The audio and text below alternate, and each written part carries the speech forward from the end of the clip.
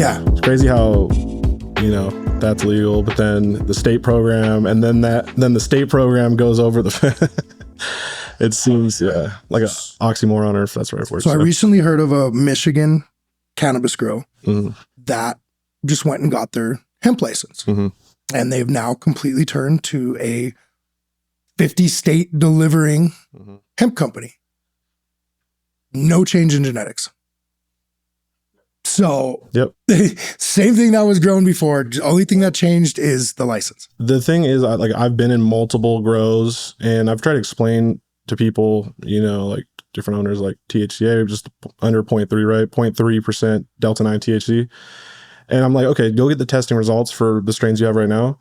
I guarantee you, like, let's say you got 10 strains. I guarantee you, like, maybe 2 or 3 of them are going to be compliant technically. Correct. And so that, you know, I've done that multiple times, and it's almost always the case. Yeah. You know, degradation, oxidation, you know, we try to teach it. We try to really push education, but it all starts off as THCA. There is a slight tiny bit of degradation and oxidation that happens like right, you know, at kind of the prime harvesting point. That might throw it over, like you said, the 0.03. The space weed, or that actually protects it from that. So that's another correct, because you're stopping oxidation and degradation. You're in a sense, you know, pausing it, freezing it, no pun intended, in its tracks. And so, but if you think about it and you think about how that all works, if you harvest and test at a certain time, you're not going to have any Delta 9 in there. That's it. You're just not. You know, it hasn't had the chance to start degrading. It's just reached its, or right before it's reached its, you know, potential in the grow, its prime, you know, harvest state. So yeah, now granted, does the stuff on the shelf have 0.3%? Probably not. You know what I mean? But their COA did. And yeah, that allows them, and that kind of just reminds me of the old clone kind of loophole, is where you could sell clones as long as they didn't have THC on them, you know, up to or seeds. Yeah, same thing, seeds. And at the end of the day, I think it's just going to piss the feds off. They're going to, you know, they're not as stupid as they are. They're not. And eventually they're just going to figure out how to close these loopholes. Well, I think it's the state. So I'm uniquely kind of insight on this, really, because so one of the companies I recently covered, I'm not going to say the name, I think, right? Yeah, I probably shouldn't say the name. Of course, yeah. But do not have to. the very big retailer, or, you know, self-made retailer in Texas, Houston. People probably can figure that out, obviously, what I'm talking about. But we keep it vague. Yeah. They really, like 4 or 5 days ago, got all 17 shops raided, bank accounts seized, and like, you know, I instantly, you know, I hit up Rod Kite, the lawyer that I had on my documentary, who like wrote the legal theory for this. And, you know, we've tried to, you know, connect that, but that's happening in Texas. It's happening in North Carolina. They're starting to crack down, but that's a state program. And I think there's something weird going on. I think there's a lot of coordination, because yeah, the feds are definitely not, you know, I mean, yeah, they're stupid, but I don't think they like being, because they look like real idiots with this. Horrible. This is like really bad. Well, and and specifically, I'm glad you brought up Texas. You have Texas, whatever, Texas government, Texas state officials that are on the fucking microphone screaming, they're getting our kids high. This shit's in our community. We're fucking pissed. That's all it takes. Once you piss off that level, they're going to figure out a way to shut it down. And yeah, I mean, just about a year ago, I remember talking to a buddy in Massachusetts, and he's like, oh man, I'm getting these diamonds. They're fucking amazing. They're beautiful fucking diamonds. This stuff gets me so fucking high. And I was like, oh yeah, where are you getting from? He's like, they're being mailed to me. He's like, from this company in Texas. And I said, we'll keep it vague. But he showed me what it was. And yeah, it was 100% legit. And they were coming out of this GMP fucking facility, this badass manufacturing spot in, you know, whatever city in Texas. And it was being shipped to Massachusetts. So if they were shipping it to him, they were shipping it everywhere, you know, and he wasn't anybody special. So he had just stumbled across this company. So yeah, once they catch on to what they're actually doing. This is the question. So the you know, I've got a couple of different companies that we've now entered into or about to enter the THCA space, because the future of, you know, full federal legalization, or just the market in general, let's say when it's fully matured across the board, we're going to be, you know, there's going to be digital sales. There's going to be online sales. There already is a ton. And I think for cannabis companies, it's potentially, weighing out that, that liability or that, risk, but setting up a, direct to consumer model, where you get their information, you get them in your ecosystem, and then it's just that closed loop. That right there, I think, is super valuable, and it's almost worth the risk. It probably is worth the risk. That's my kind of calculation, because there's companies out there way bigger that are going to probably take all the big hits. Let's be real. And but there is still risk, though. We can't. Yeah. Well, and I thought you were going to go here, but my thought, as soon as you said that, is eventually it's all going to be one license. Eventually it's not going to be a THCA hemp license or a D9 medical license or whatever the fuck you want to call it. State and federal. It's all going to be the same. You know what I mean? And they're not going to look at CBD hemp products differently than they are going to look at cannabis products, in my opinion. I think eventually it'll all be meshed together. And like you said, you'll have your DEA Fed license and you'll have your state license. And, I think that as much as people want to think that rescheduling to something different and federal legalization, I don't know how much it's going to change each individual state's program. We still have states' rights. We still have state programs that are, a lot of them 10 plus years old. New Mexico's medical program started in 2007. We have one of the oldest medical programs. Most people don't realize that. But, talking about that, you're coming on, almost 20 years old. It's still, nothing happened to it, because like what happened with Washington is no one's ever done this before. And after, the Governor Jay Inslee destroyed the medical market. They legalized in Washington, and they said, okay, we're going to revisit this. And that's why all my it's pretty much happened the same year. Yeah. There's not much of a medical market. They took away the PPL license, which was the medical grow license.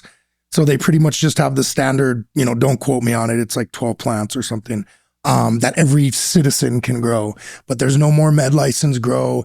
They still have a med card, but all it really is a tax-free card.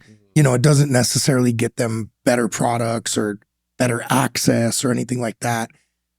When they rolled out our rec program, they had a bunch of stipulations, and so much of a percentage was going to be left for rec patient or for med patients, and so much basically respect for the med patient was going to be kind of followed. And to be honest with you, I don't know if that's been followed out or been carried out. It seems a little bit better than what happened with Washington. Well, they just abandoned them in Washington. No, they literally got cut. Like there's like it was wild. Why do you need med if there's rec? Is kind of their mentality. Well, exactly. But then it's like, okay, then there's no home grow. Like I recently just renewed my medical card after like, I got my first green card like when I was 17. And so like when we legalized cannabis in Seattle, I was going into my freshman year of high school.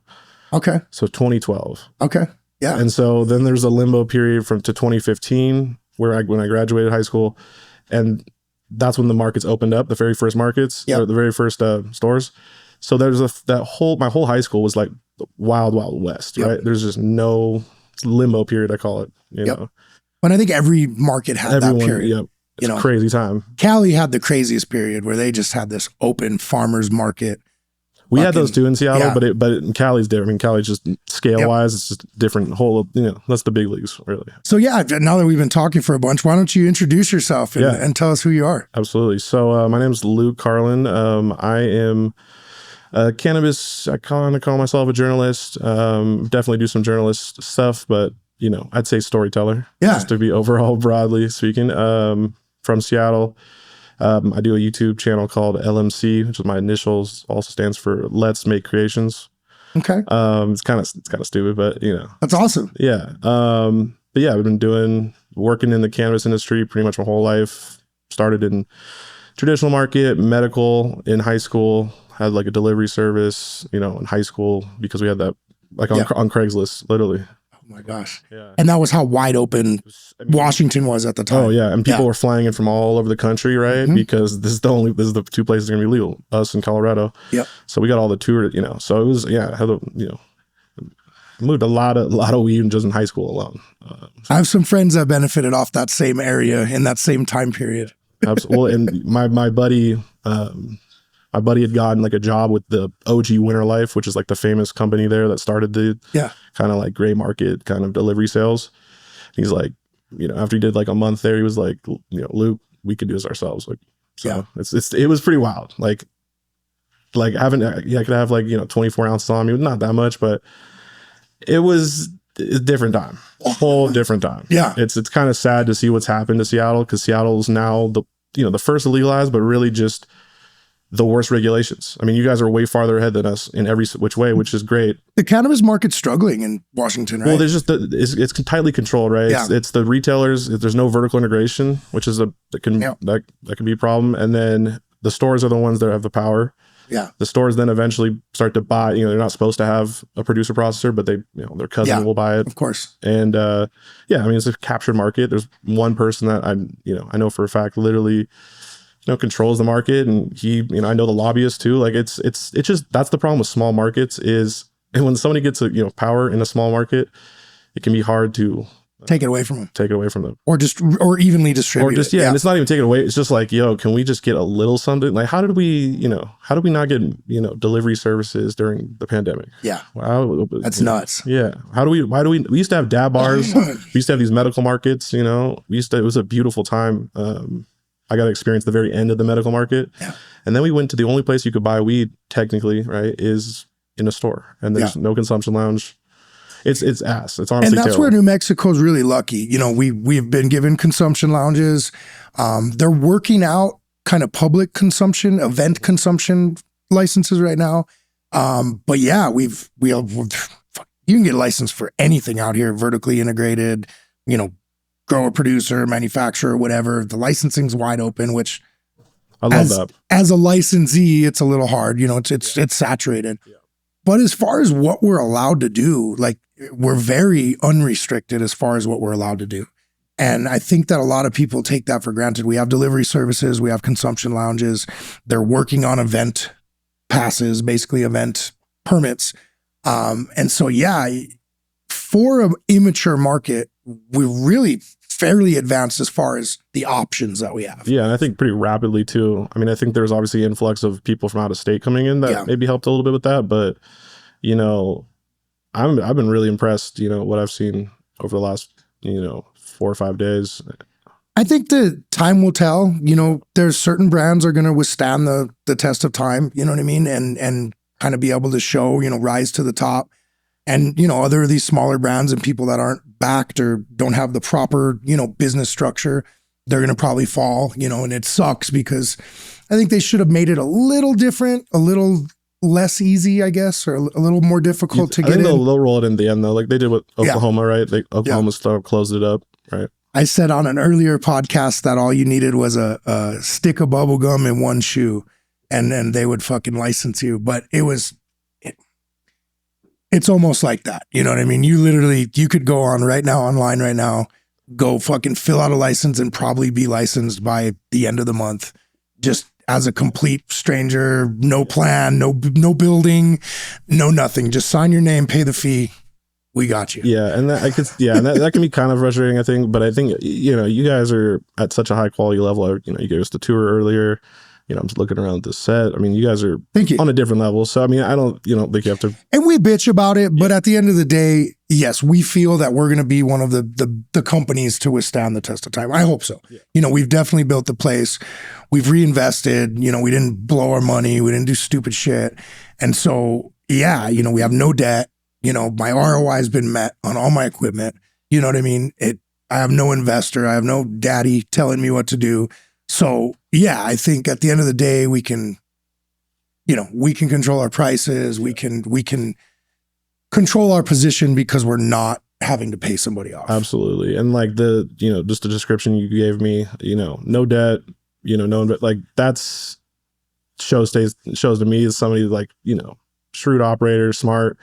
The investors will fuck it up, dude. They bring the sharks in, dude. They can really fuck up your company. And then also they can also benefit, just depending on what's the right time, right time and place. But so how'd you end up getting into like cannabis journalism?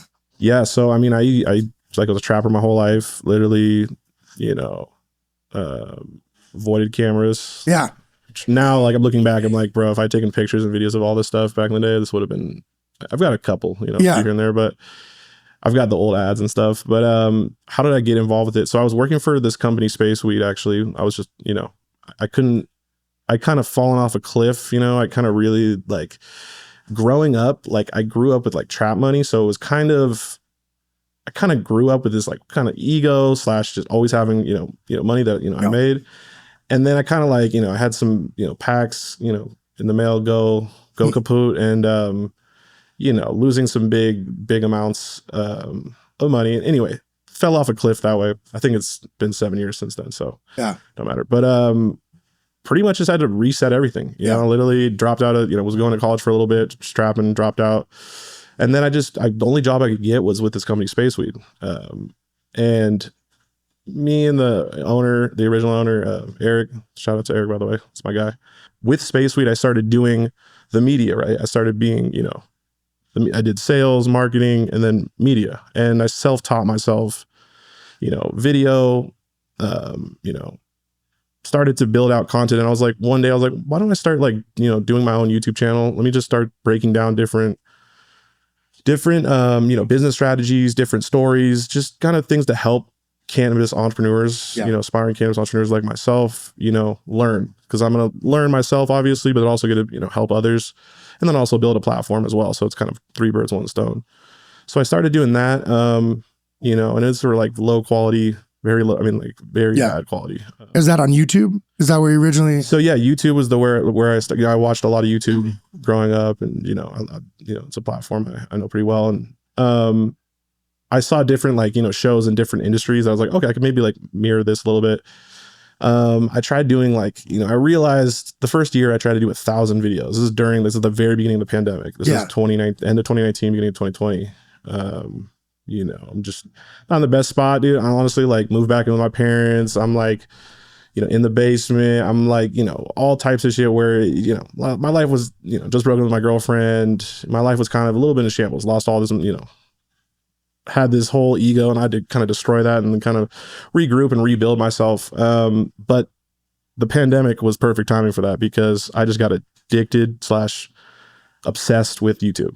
Cannabis YouTube stuff. So I tried to do 1,000 videos the first year. Well, and consistency is so important whenever you're starting something like that. Absolutely. And I tried to do 1,000 videos the first year. I got to 934. That's impressive. And that's think about it. It's 2 point something videos a day. I took maybe 15 days off that year, and it was perfect for me because I was just obsessed with it. It helped me kind of get out of my rut, and all while doing media and working for this other company. Yes, yeah. So I started working with some other companies as well, but damn. So you made those on the side, basically. Yeah, that's pretty fucking. That's pretty impressive. Yeah, it's. And once you put yourself out there, especially at that point in my life, I was like, this is only this is 5 years ago or something. But I was like, I'm burning the ships. There's only one way out, and it's directly forward through the tunnel. There's no turning back, So once my family, once my friend, all these people saw I was doing this, my brother kind of, initially was making fun of me and shit, and I powered through it because you were putting yourself out there on videos. Yeah, exactly. So I was like, okay, I'm gonna put myself out here, so it's okay, I'm gonna look real stupid if I don't be successful here. So that's another good motivator. Like I said, burn the ships. If you really want it, you burn the ships. You're not there's no way out unless you go forward. There's only one way through the tunnel. When it's so hard making videos of yourself, because obviously you cringe, obviously not only are you one of your biggest critics, but all your homies and, like you said, brothers and shit, they'll just wait for any time to be like, oh, dude, you're gay, or oh, bro, look, that's dumb. And people will throw salt, and you're you're already struggling with, oh, do I look okay?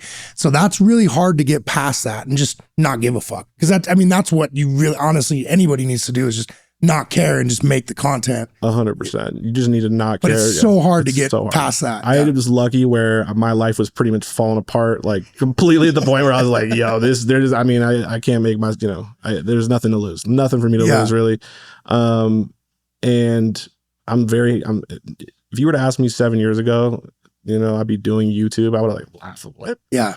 Fuck you mean? When you built a pretty massive following, pretty decent. Yeah, no, I appreciate that. It's definitely getting there, but I'm trying to I'm trying to always get better. There's still a long way to go. I always said with content, I was like, I'm going to spend 10 years on YouTube. And if I'm not successful after 10 years, then I'll quit, maybe. And you're only 4 into that? 4, yeah. And I'm already kind of surpassed. I feel like, well, I've learned so much, and I realized that the media is a learning mechanism. Yeah. You got to learn from people. I got to talk to Berner, Ivan from the Jungle Boys, like one of my mentors. He's the one who really put me on, and I get to talk to these people that I have no business talking to, really. But because of media, I get in the door, I get to learn from them, I get the connection, and I'm building the audience. And so I realized, I was like, okay, now moving forward, no matter what industry I'm going to be in, I'm going to utilize media the same way as well. Correct. Like I'm here, he hit me up because of media, right? Like we were all like, it's the perfect, it's like we're having I love podcasting because you can have that like meeting. We're bonding, we're getting to know each other. But we're also creating content. It's exactly. It's just so it's multiple three. Well, and three it's cool. You said you were out here to do basically contract work. You're out here on a job, and then through friends of a friend, you end up taking a tour, and I'm like, hey, dude, jump on the podcast. 100%. So no, that's cool, and that's where I think networking is so huge too, especially in this industry. I mean, any industry you're in, but you have to make friends. You have to create relationships. You have to talk to people. You have to share knowledge. You have to share value. And I think that so many people overlook that, and they want to know, man, I haven't made it yet, or I haven't, I need to do this. I need that. I need this. But I think they're overlooking, do they have any value to share? Are they giving anything out to be able to take something back? 100%. I mean, the number one thing I realize I always tell people that do content, and just like realize initially, no one's coming. Like, first of all, I also wanted to say this too. At the beginning, no one believes in you except yourself. And then once I was like 6 months in, like maybe 5 months in, my brother was like, yo, bro, like I see you. Like I'm actually really proud of you, and he stopped talking shit. No, he stopped talking shit. I mean, he'll always like, of course, bring my ego down and just clown on me. Like, what's wrong with your hair, dude? Exactly. No, like it's, my big bro, I love him. That's cool. He keeps me so grounded. You're the only one that believes in you. And then once you start getting followers, I think it starts to build this confidence where it's like, oh, fuck, somebody gives a fuck about what I have to say. And I know that happened. Like we have like 500 or 600 followers, and we have barely built what we've done so far, but it started as a hobby. Like me and Jess were just doing this because, I was basically like, hey, Jess, I want to do a podcast. And he's like, dude, I know how to do everything. And so we're doing a podcast. And so, but it started off as a hobby because we wanted to do it. We believed we could do it. But then when there was 50 people following us, we were like, holy shit, somebody gives a shit about this. Like, and it was just something, like I said, we were doing to entertain ourselves in a sense, give our buddies a platform. That's what the Pharm Table's really been, give a lot of the local companies around here and cool people a platform to say, hey, fucking, here's my brand, here's my social media, follow us, check us out. And then, get some cut downs from it. And, we've got some content that Instagram won't yank. 100%. Yeah, Instagram. You guys are going to definitely be big though. I know. I mean, I talk to like pretty much almost not every single one, but a lot of the cannabis creators, people that are, different media companies or individuals. And I could just tell you guys are, keep this up. You guys. Thank you. Yeah. And that means a lot coming from you. Yeah, no, I watched through your videos. I looked at some of your stuff. Yeah. Berner, Jungle Boys. You've had some really cool, how'd you get those guys to talk to you? How'd that work out? Yeah. So, I forced the issue, dude, honestly, because it's like, this is my whole mentality is like, people wait for permission when it's like, you don't need that. There's certain things, obviously, but like, if I'm just going to do a covering a cannabis company, doing a business analysis, doing a case study, doing a little bit of storytelling, right? So kind of bringing us back into like the timeline during, a little after a year, I started to realize, okay, let me work a little smarter, not harder. Yeah. Maybe the volume of the videos, and it's true. Like nowadays, quality is king on YouTube.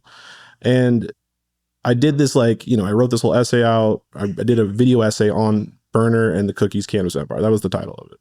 And the video did without Berner. Yeah. And I used some of this footage, like, that's genius, and literally, and I based it all off of the stuff that I've seen.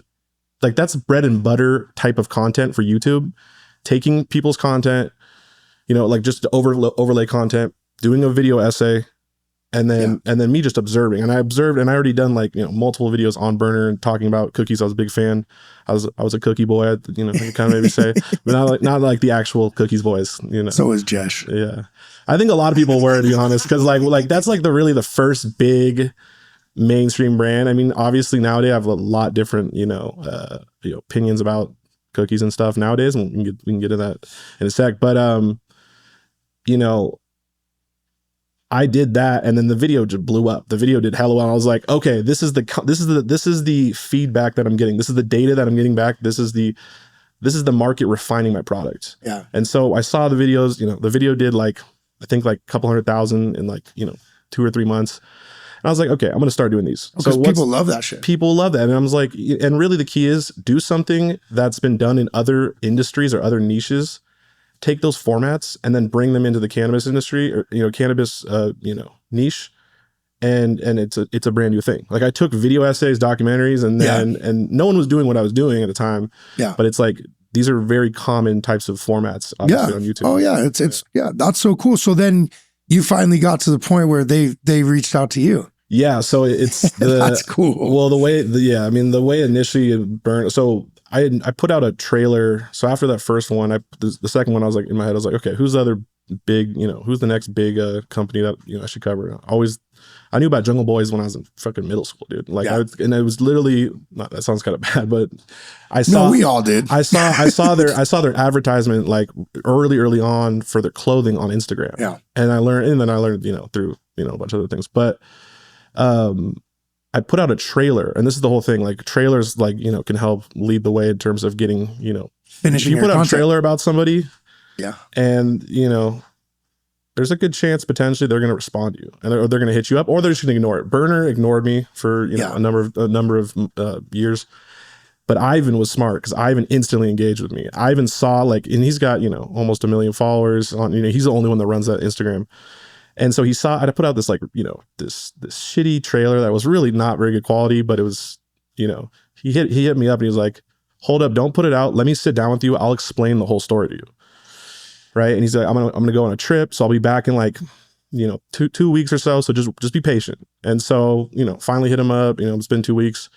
And so we get on a couple of phone calls and I start learning, you know, the real story. Tells me the whole story. I mean, we had like 4 or 5 different phone calls, you know, over the course of like 6 months or so, maybe 3 months or so. And, you know, we talked for hours. I mean, like probably like 10 plus hours. And it just blew my mind because hearing the perspective from him on all these different issues and things that, you know, he's obviously a seasoned vet.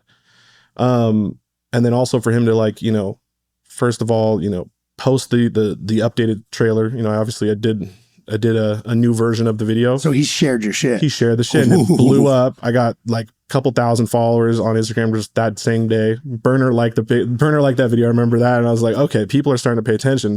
And then so you finally got Berner's attention, which you were trying, which has been always been one of my goals for sure. Because, you know, I'm a cookie boy, right? But you know, people started hitting me up though. All the big Cali brands are like, okay, who is this? So they wanted the same thing done. They wanted the same thing done for them, and I'm like, okay. And then the homie at Preferred Gardens, David. Really, really quality dude. He hit me up and, you know, just, we hit it off and I, you know, he gave me kind of an overview of his business model, his, you know, what he grows and his story. And I was like, yeah, let's do it. Let's run it. And that one did really well. So right now, I think currently the Berner videos got about Berner and the Ivan video, the Jungle Boys video, are the 2 most viewed videos I have. Those are the 2 that sit at the top of your... Yeah, those are number 1 and number 2. So it's 700 something thousand, and then 700 something thousand. That's awesome. And then well, and that goes back to that exchange of value. Is once people were watching your content, so you created value by making content people want to watch. Once you had that value, then you could exchange what you really wanted, which was to talk to the people that you were making videos about. You then could exchange that value by, you know, having something that they can show to people, you know what I mean, or share. And so people were then watching the content and it's promoting their brand. Exactly. So no, that's huge. That's super smart. And it's not even complicated. It's just, it was just kind of right and it's place. It's usually not. Yeah. You know, and you said something earlier that made me think of Dustin, Future.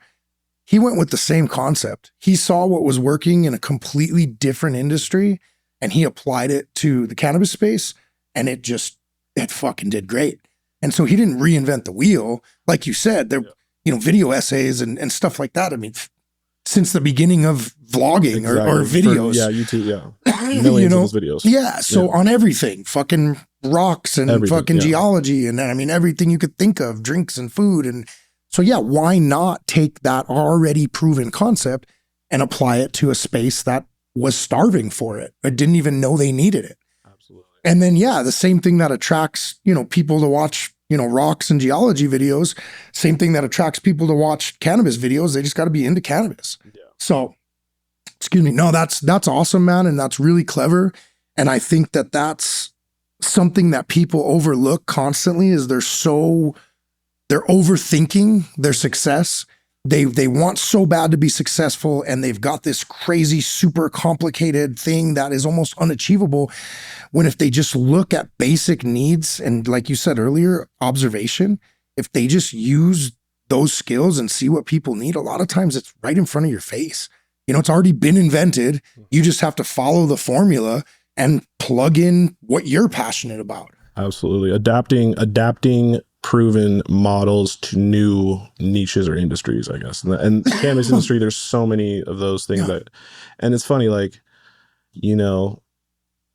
I have pretty bad ADD.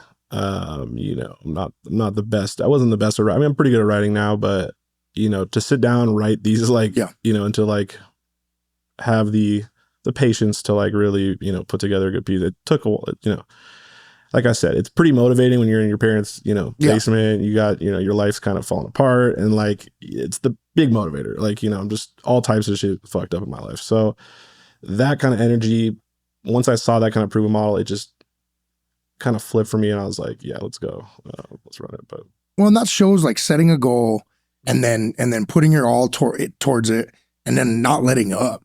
I think so many people, like you said, or like I said earlier, just what do I do? How do I get here?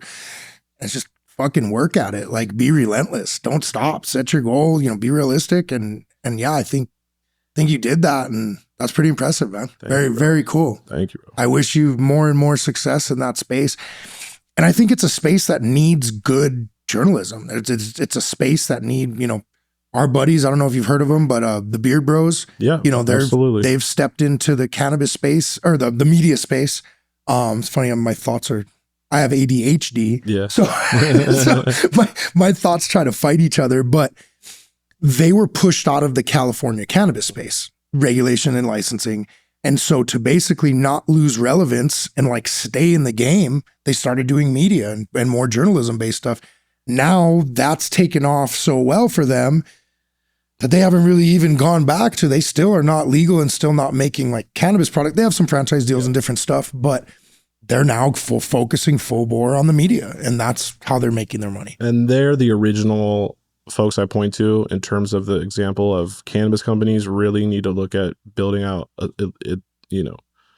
bare minimum, like a media wing, and really start to realize that, if you can build this out enough, you can have a whole separate business on top of that, being, servicing other companies or whatever it may be. And, media, one thing I was like sitting down, and this is originally when I was working at Space. This was like 5 years ago. And I was like, where's my time going to be best spent long-term? And initially, especially 5 years ago, the media space fucking sucked because there's no money in there. There's, right now, all of the like main, there's no money there really. That's the kind of thing. Now it's gotten a lot better. It's gotten way better because I always knew long-term, there's a ceiling to a brand or like a product's quality, right? You're gonna hit AAA buds or whatever it may be, but there's no ceiling to the brand equity in a company. No. And so the brand equity gets built over time through media, through building a fan base or a viewership, 100%, and these super fans, and I was like, okay, so long term, media is the right place to go. And so the Beard Bros, I always, I saw them recently at the network show. They've been crushing it. They've been doing amazing work. They're such nice guys too. Yeah. They're the kind of guys you want to see win because they're good guys. And they've been through the fucking ringer as far talking about regulation and their troubles in the cannabis space. They never wanted to do media. They wanted to fucking grow and sell cannabis products. Like media was what they were forced into, and was really smart that they observed the need for something that the industry didn't have that much of. 100%. So no, we love those guys, man. They're cool. Always got to give them the credit too. I always say like they're like one of the very first companies to. I mean, I'll say Berner did that as well. Like his whole media team is robust. It's you put those documentaries out. It's definitely, I think. Why would you not add that to your business's arsenal if you're able to? I've seen it with every, like, I get an interesting purview because I get to go now into all these different companies and follow them around, get to know their, like, the ins and outs of their company. And so I see the patterns, and it's really the number one thing across the board for success is building an amazing team. And within that, obviously, is having at least one, like, badass media person that's going to, can do a ton of different things. And, I like I said, I think every cannabis company needs that. So funny story, and like I said, I'll be nice and vague, but I recently visited a closing business. They were shutting down, and we passed by some offices where there was media equipment. And I was like, "Oh, is this your media room?" And he's like, I fired all those guys. Who needs marketing?" He's like, "This industry's fucked." He's like, "You don't need to market your stuff. You just need to be on the right corner." Obviously, I feel so much more different. And honestly, if we could afford it, we'd have 10 Jeshes. There's probably not 10 Jeshes in the world, but if we could find them, we'd have a whole team, because media is the most important. Marketing, branding, that's the most important. And yeah, it kind of showed like a failing spirit that this gentleman had kind of given up on that. And it was, it was just, he gave up on it. And that could have been one of the reasons the company absolutely did. What was your, like, I think there's certain people that just get it. You obviously one of those people that, there's some people it's just because, from the time, like, depends, when they grew up, the time period. But yeah, I mean, the people understand. I mean, for example, we were talking on the way here, we went to the cookie store here. Yeah. I saw the manager, they invited us. And so we went to it, and I was like, it's kind of out of the way. It's like not a very, because, in the hood with retail, it's like location, right? It's in a bad area it's of town, not a too. good, it's not in a good area of town. It's low-key nothing over there. That's what I was told by, them. But they're crushing it because of what? Brand media that's been done by Berner. And that's it makes it a whole experience to go to the cookie, you know what I'm saying? And well, that was their mentality, that they could put it anywhere, and they could create a destination. They can kind of, not always, but not always. And I think if they had a spot in a better location, they probably do even better. But at the end of the day, whatever. It's so important, and it's and media and we're visual creatures. We're attracted through our eyes. So if you're not making things that are attracting people visually, there's a good chance you're not going to have people flock to or follow your brand. Now, having a good product on top of that, a lot of things are advertised absolutely beautiful. I'm sucker to it all the time in the grocery store. Something will have a cool label or cool logo on it, and I'll grab it, and it sucks. But they at least got one fucking sale because of their marketing and branding. You know what I mean? And now having a great product with great marketing and branding, I think that's the perfect fucking longevity. potion. That's how you get those lifelong customers and the people that are going to be super fans. And I hate that word. I kind of hate that word, but it's kind of important because, like, your core audience or your core customer base. This is the same thing with politics. Same thing with, that's like your solid 15 to 30%. Those are the people you focus on the hardest, and you'll never ever forget about them, because they're the people that are going to be there, thick and thin. They're the ones who are going to be the loudest in the room. They're going to be promoting you. They're going to be buying, stuff from you guys. And those super fans is like 1,000, other viewers or fans, right? Or so the base is key, and they'll have your back when times get tough, if they do. And I think it's interesting now, like with media, like I'm starting to now realizing that the in-person events is the other component to the full circle of creating these kind of these super loyal, these people that have brand loyalty, brand equity. Those are the things that are the most valuable in the cannabis industry. You have to create that connection. You have to have that almost physical connection. The physical and the digital. Correct. And it's one big circle and they go and Correct. Because that's the thing. People meet you, you go to these events, they meet you, you're real, you're nice to these people, you create, friendships or whatever, just acquaintanceships with them. And they love your brand. They're like, oh man, that guy was so cool. And, we see it all the time. We're big dog people. And I told you we do stuff with the dogs. And yeah, we do events and we do adopt-a-thons and rescue events. So dope. I love and it really, people can look at the box and say, okay, cool, they donate to the dog shelters or whatever. But to actually come out, like walk and pet a rescue dog and, either, adopt it yourself or see somebody else adopt it and see like, and be able to, enjoy in the cannabis brand too. That whole thing is like a feel good thing. And it shows a lot of people that we're real, that it's not just writing on the box, that there's people and passion and hearts connected to that brand. And I think, in-person events, unless you're a total piece of shit, you know what I mean, are nothing but beneficial to your company. Absolutely. And especially if you have something cool behind your brand. And that's the same thing, Berner still does it. Berner's even though whatever, however his stuff is sold or franchised or licensed or whatever, he's still the face of the brand. Oh, yeah. You know what I mean? And it doesn't work unless he shows up. And New Mexico has seen it. Oh, cool, Cookies is here. But then when Berner comes for the signing or the opening day, that's when everybody freaks out and everybody goes to it because he's the face behind the brand and he's making that in-person connection. And they're like, this is the real Cookies. Berner's was there. The original stuff that people bought from Cookies in California is obviously not the stuff that's sold in New Mexico or Oklahoma, or it's just, he franchises a brand. He sets up a grow or aligns, not even he, the company aligns with, somebody that's going to grow in each state. And there might be a sharing of genetics or whatever. But consistency is not there. If everybody's lucky. But you're not getting Bay Area fucking Cookies. Well, that was grown by a Bay Area fucking, and I mean Cookies, not the strain, but the brand. Yeah. The strain's a whole nother. Yeah. Whatever. So whatever strain you're buying in the Bay Area store is closed, huh? So there's the one in Oklahoma that closed. I think the Hate Street one finally closed. That one is, what's funny is, it's not, I mean, the city of San Francisco banned all Cookies stores. Did you know that? No one really knows that. That's why it's called Berners on Height. Yeah. It's because they actually got, and there's a lot of shit with that, and I don't know if it closed or not, but they rebranded or something. Maybe that was why. So like the videos I've done, honestly, there's some ones that really break it down really well, but what's been interesting, I did a video, came out like 7-8 months ago, and it's called The Fall of the Exotics with the Z Cannabis brand, Cookies versus Jungle Boys. And that video fucking blew up because this is a documentary I was working on for like 2.5-3 years.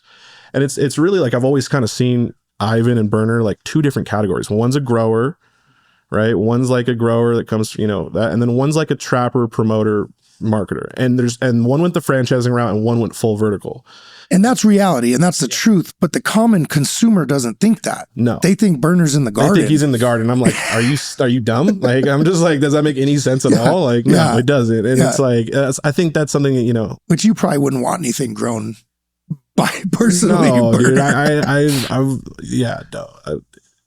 I'm sure there's some rappers out there that are good at grow. Yeah, well, it's funny. I was talking to a homie at DNA Genetics. And he said they gave Be Real a plant. Boy killed it. Yeah. Killed the plant, literally. Yeah, of course. And like you said, he's busy though. He's got a whole different expertise, and that's well, their position is to promote and push the brand. They're the face behind the brand. I mean, there's Johnny James, a local influencer in town, has a brand. He doesn't grow the weed. He promotes the brand. That's you know what I mean? Yeah. There's amazing growers and badass people behind it that put in the work and grow the weed. And most people know that. And you know what I mean? It's still his brand. Yeah. But it's same thing. Yeah. Cypress Hill rappers are not in there. Yeah, but Kenji, growing, Kenji, the grower who, I did a piece on, he's a really great grower and all that. And everyone's got to play their role. Honestly, I think that's with a good team, understanding your role, Yeah. Understanding, what you're good at, and then doubling down on that is important. But where was I going with this? Well, there's a multitude of different videos I think that you would find interest. So that one's really interesting because I break down this kind of like love. Yeah, about franchising or actually or going vertical. And Yeah. one's the quick way, which there's a ton of mess that comes with that. Because in the interview I did with him, I finally got to interview him. He's got probably like, think about this. He's got maybe 1 to 2 different partners in each, or licensee partners in each state. He's got like 6 or 7 different partners in the clothing, the THCA, the cookies retail. There's like a ton of other kind of subsidiaries. It's kind of like I don't want to say a mess, but it's a lot of stuff to manage. Oh yeah. When I'm guessing he's very disconnected from it, and is like we said earlier, is the event guy. He goes and promotes the events. Well, I want to give him that. He's definitely super involved in like PR stuff, and sometimes maybe they got in a little trouble, but like, I mean, how I first started talking to Berner is he dissed me on Twitter. And then he apologized because I like kind of went off on him. I was like, bro, like I did a video. So, Berner had always kind of ignored me for a while. I think they didn't like the fact that I took, parts of their documentary, used the footage. I actually talked to Fareed and like their whole media team about this later, later down the line. It was pretty funny, but I don't think they like that. I like did a documentary on them. And got way more views than you remixed, and I got way more views than them than their other one, because they're putting out documentaries too. And I should have given them credit and stuff. And I did eventually put the links and stuff to give them credit. But I don't think he like. I don't know. Actually, who knows? Yeah. But he told me he's been watching since the beginning. Like he's told me that now. He's like, I've been watching you since the beginning, and like appreciate your stuff. And anyway, I put out a piece on Social Club, and I just it was a really like pretty moderate piece. I was just like talking about I was doing actual kind of real reporting, asking some good questions, being like, what's gonna happen with the data, like what about the like all these different things. And he just somehow didn't like that, and just somebody had like tweeted like, oh, why is this dude LMC always talking down on Berner? I was like, bro, I've done like mainly like positive, I'm trying to analyze this person that's been successful, and so that I can learn and the audience can learn. And anyway, he like quote tweeted it and was like, yeah, dude's a weirdo or whatever. And I was just like, bro, I know where all the bodies are like being moved down. Like I know a lot about, Berner, because I've studied him for years. And it's like, bro, if I really wanted to do that, I could, but I'm not. So, anyway, he apologized to me and was like, through the DMs, and was like, sorry, I was having a rough day. It was all good. I was like, I was just hyped. So I was like, pop bottles. We're in contact now, baby. We finally did it, dude. It took a couple years, but so like I would say too, like if you really want to meet someone that, if you want to, be able to talk to them, like set your mind to something, you can do it. Huge. It may, and I've always been a big believer, like, you can turn, especially studying Berner, I understood like, you can turn a conflict into, a lot of times people like, well, hey, and then you have a conversation and then you're like, oh. Well, and that just requires intelligence. Yeah. And I think that's where certain people are like, oh, it just ends up in a fight or an all out whatever, because there's not intelligence on both sides. Yeah. But yeah, like you said, you can easily defend yourself like, hey, no, I'm not talking shit. I'm actually like trying to help promote, and I would actually like an interview, get your side on it and whatever, and use that as the open door. And the intelligent men can meet and have a talk. 100%. And Berner was very intelligent about it. He was, he's no dummy. He's very, very smart, brilliant dude. And I mean, I'm not gonna lie too. Like this is after the fact. I did this one video on. Let me pull it up. It's this one I think has 700,000 views as well. This one, cookies and the Runts lawsuit, and this one. So what's his take on you? This one's got 702,000 views, bro. And these are all before you actually got to interview with him. This is before we talked, and then this is after. And so I was able to like when this whole thing happened, but this one didn't, you should watch him. I'm going to watch all, well, obviously now I'm going to watch all your content. So you definitely got a subscriber now from me, but it's been really cool having you on. I think it's really unique. I'm so glad, like I said, it's all about your network. I'm so glad Damien brought you down today. I think it's really cool, to have somebody that's had as much success, as you have on with your channel, but also just another, you know, cannabis guy from the industry that, you know, has a different perspective and has seen different parts of the country. So no, it's really cool to have you down. Where can people follow you once again if they want to? You can search, just if you go on YouTube and just search LMC, I'll pop up number one. Is that the same on the other platforms? No. Okay. Not the same. No. And LMC, the name is kind of confusing. Anyway, I'm working on some stuff like that. But Instagram, LMCXLUC, and then that's the same on all other platforms. So XLMCXLUC. So my name's Luc, LUC, initials LMC. So yeah, you can check me out there. But I really appreciate you guys, and I know you guys are popping off here. I could tell, and I'm really happy that we got to meet. Yeah, no, and, that's we'll be doing some stuff hopefully. Yeah, no, it's definitely cool. Nice little Monday morning treat. While everything was going chaotic, it's cool that we got to sit down. And yeah, man, hope to see you in the future. And yeah, hopefully we'll get the brand into a couple more states, and you can see us and other states that you're traveling to. Yeah, hell yeah, man. Absolutely, brother. Cool. Thanks, G. Thank you for coming on.